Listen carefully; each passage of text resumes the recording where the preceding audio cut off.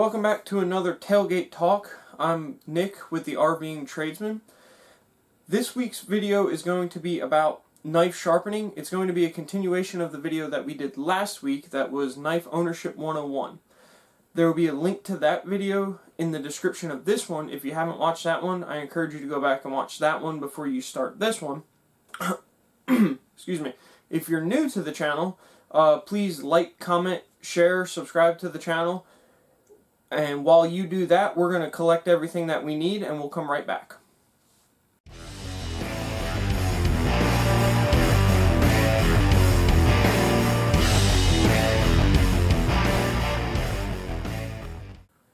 Okay guys, so like I said at the beginning of this video is a knife sharpening video. But real quick before we dive into the meat of it, I want to remind everybody to continue sending in their stories to the rvingtradesman@gmail.com. We'll be sharing those stories on video, on camera. So if you like to remain anonymous, that's perfectly fine. Just please put it at the top of the video, maybe the first sentence or two. That way it doesn't get missed and we don't read through the whole thing and end up saying your name on camera.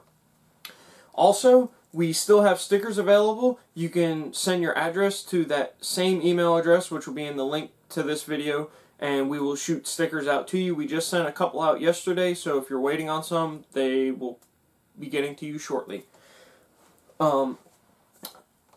Okay, so on to the meat of the video. Before we get into sharpening the knife, we need to talk a little bit about the bevel of the blade. And what that is, I'll show you on here.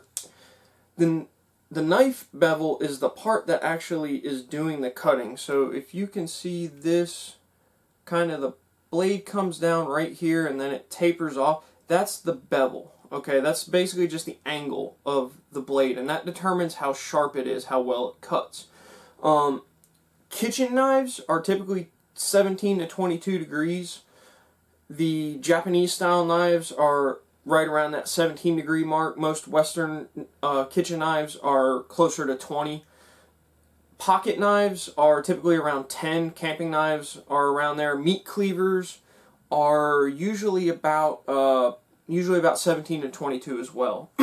So just to give you an idea, again, that determines how sharp the knife is, how well it cuts. What we're going to do now is I'm going to get set up real fast and we'll show you how to sharpen the blade. What I'm going to be using is the DMT Knife Sharpening Kit. These use diamond whetstones to sharpen and also has an angle guide and a serrated sharpener. So if you have any serrated blades, you'll be able to sharpen those with this kit. Okay guys, so we went ahead and we got set up on the DMT Sharpening Kit. And the way that this works is, take it apart real fast. This is a blade holder, this thing here. You put that in and tighten the screw down and it clamps on. And then these are your angle guides.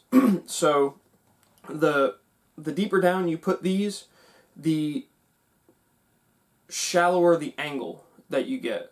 And I forget what the maximum angle it will allow, but I know the minimum is 15 degrees. And then you put your whetstone in the holder, and it's got a little cam lock here to lock it in place. And then this is going to be what you rest the angle guide on. Let's see if I can. You're going to rest the angle guide on that, and that's going to make sure that your blade stays at the proper angle that you need. This is the green whetstone. It also comes with a red and a blue. The blue is the coarsest. This is kind of like a medium. I think they define it as fine, and then the green is extra fine.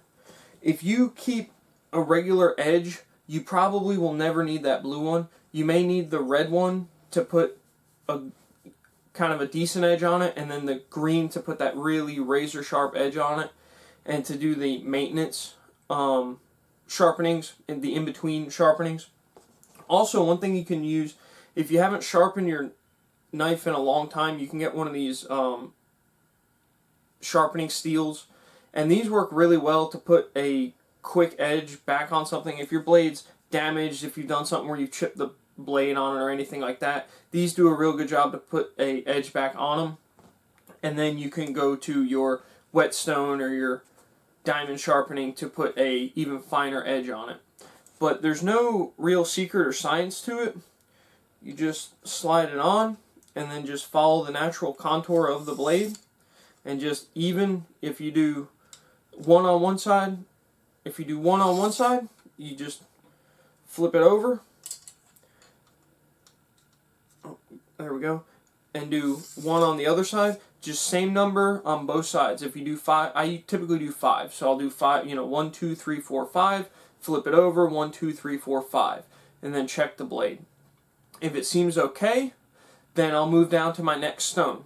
If it seems like it needs a little more, another 5, flip it over, another 5. One thing to keep in mind is you don't need a lot of pressure, just a very light touch. Actually, the lighter the touch you can put on it, the sharper the blade you're going to get. And you can also, with a traditional whetstone, you can use oil. With these, use water only. If you put a little bit of water on here, what it's going to do is it's going to make this not cut as well, and that's going to give you a sharper edge, believe it or not.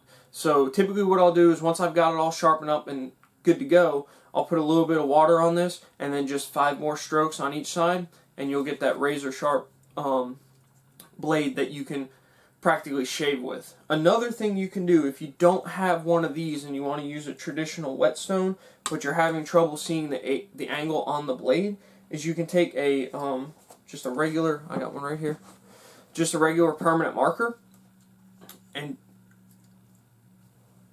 just trace the edge of the blade, and what that'll do is it'll make it easier to see.